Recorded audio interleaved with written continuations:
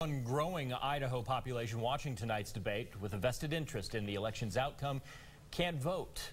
Matt King continues our team coverage.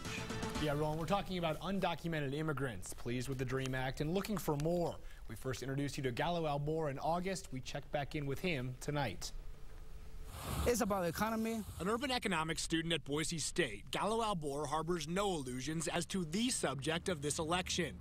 He fled Mexico in a life of poverty 12 years ago to chase a dream many Americans now recognize as fleeting. But Gallo's not a citizen of this country, and he can't vote. Would you call yourself an American then? Yes, of course. Everybody's American. Depends on the love you have for the land you are in.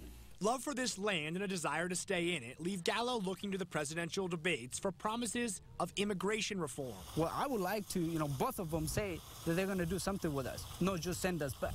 Gallo's now entered phase 2 of the DREAM Act application process. If accepted, he'll buy himself an extra 2 years in the United States. It's one step, but we don't want our families left behind us. But the president says the DREAM Act won't buy undocumented immigrants access to his health care system. That's not a big issue for me. Instead, Gallo's focused on the cost of deporting non-citizens. He recognizes his drive, his education, and his experience as investments placed in him by his new country, and believes the return he and thousands of other immigrants could provide to the nation if allowed to stay permanently might provide the candidates the economic galvanizer for which they're looking. No, I just hope that they solve this, the immigration issue as soon as possible, so they can be integrated to a society, and become a family as a whole.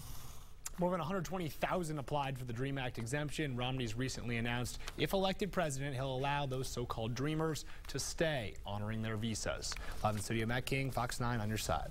And stick with Fox 9 on your side for complete coverage of the race for the White House, plus all the latest on our local races. Coming up a little later in our